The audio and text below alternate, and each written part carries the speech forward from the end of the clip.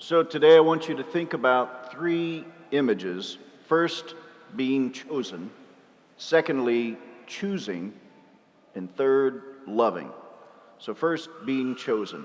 You know, especially on Mother's Day, I want you to think about which of your siblings is your mother's favorite. Of course, I knew I was. My sister told me so. But as we think about being chosen, you know, of course, we start with our mothers because with our mothers, most of the time, in a good, healthy relationship, our mothers try so hard not to choose one child over another, but yet to choose all of them. I heard a phrase one time from a mother, and someone had asked her which of her children she loved the most. And she said, whichever one is in my arms. Not bad.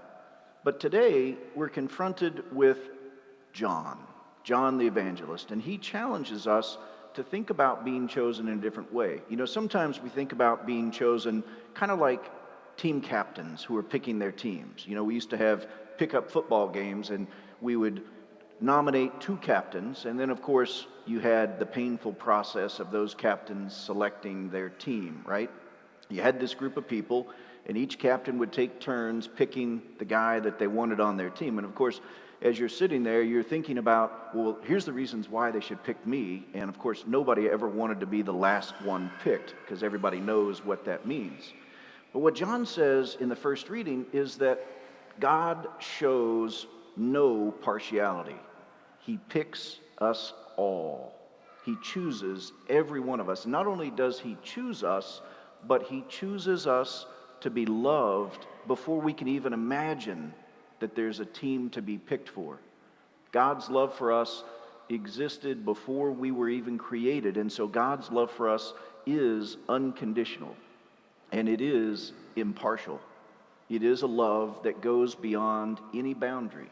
And so the first point we need to get in our minds is that our lives are not about our search for God. They're about God's search for us. God is the initiator of the action. God is the one who created us. God is the one who loved us into existence. And God is the one who chooses us because the very essence of who God is to love. That's God's identity. And so today we have to ground ourselves in that identity first, because if we don't understand that we are chosen and loved by God, then nothing else is going to make sense. I'm firmly convinced one of the reasons why there is so much anger in our world today is because people don't know that they have been chosen and loved. And so that puts the onus on us. That puts the challenge back to us to be people who, because we have been chosen by God's love, are willing to choose to act differently in the world. We're willing to choose to love God back. And while God's love is unconditional, it is not without cost. To love in the world is to make ourselves vulnerable. That's why love is so difficult. When we've been hurt, when we've experienced tragedy, when we have had setbacks in our lives, it's hard for us to trust that God really is loving. It's hard for us to believe that God's love is unconditional when we've been disappointed. And so the scriptures remind us that God demonstrated for us what love looks like by sending his Son into the world. And he shows us what it means to be vulnerable in love, that Jesus allowed himself to be unjustly condemned, to be tortured, and murdered on a cross. That's why every Catholic church in the world has a crucifix in it, because it's a sign of God's love for us. This is how far God will go to demonstrate his love for us and to help us to embrace that love. So what does it look like for us to love? Well, you know, the gospel today is from John chapter 15. And in John chapter 15, we have this verse 13.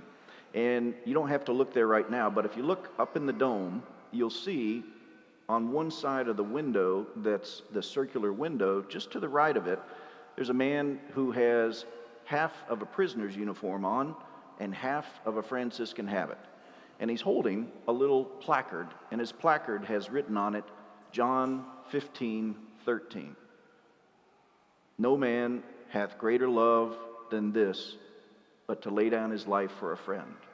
Well, that man is Maximilian Colby. Maximilian Colby was a Franciscan priest in Poland during World War II. When the Nazis came into Poland, the Nazis first started by trying to scapegoat the Jews, and the church, and especially the clergy, resisted. And so they started to round up those priests and those intellectuals who would oppose this ideology of scapegoating, this ideology that someone is to blame for my unhappiness. And so Maximilian Kolbe was one of those people who stood up and said, no one is to blame for your unhappiness except you. No one is to blame for anything. And they put Maximilian in a prison camp, and while he was in the prison camp, they were going to make an example of some of the prisoners so that no one would try to escape, and they were going to execute them. And Maximilian took the place of a man who had a family, because he said, I don't have a family, I'm willing to stand in his place so that he might have a chance of going home to his family. And Maximilian was one of the last ones that was killed by the Nazis in that camp. And the man that he saved actually was present in St. Peter's Square in Rome when Maximilian Kolbe was canonized a saint of the Catholic Church. Now, our love might not be prepared to go to that extreme, but it should be an example to us of what love looks like. When we know we've been chosen by the love of God, when we know that we have been unconditionally loved, and we choose to follow back, to love back the Lord who has loved us to the extreme, then our lives do not belong to us alone. Our lives are meant for something more. Our lives are to proclaim the unconditional love of God.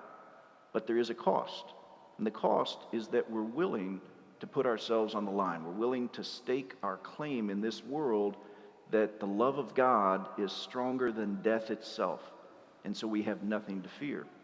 And so on this Mother's Day, I think it is beautiful to call to mind the love of a mother. When we know that we have been loved and chosen, when we know that we have been well cared for, and to recognize that before even that God called us into existence, that God has loved us beautifully, unconditionally, and prepared us to be examples of that love in the world. And if we want to make a difference, we know that by choosing to make ourselves vulnerable, by choosing to allow ourselves to proclaim the love of God beyond all things, we know that love is eternal. And so today I invite you to say a prayer of thanksgiving for your mothers, to say a prayer of thanksgiving for being chosen, to say a prayer of thanksgiving for being given the opportunity to show our world what God's love looks like.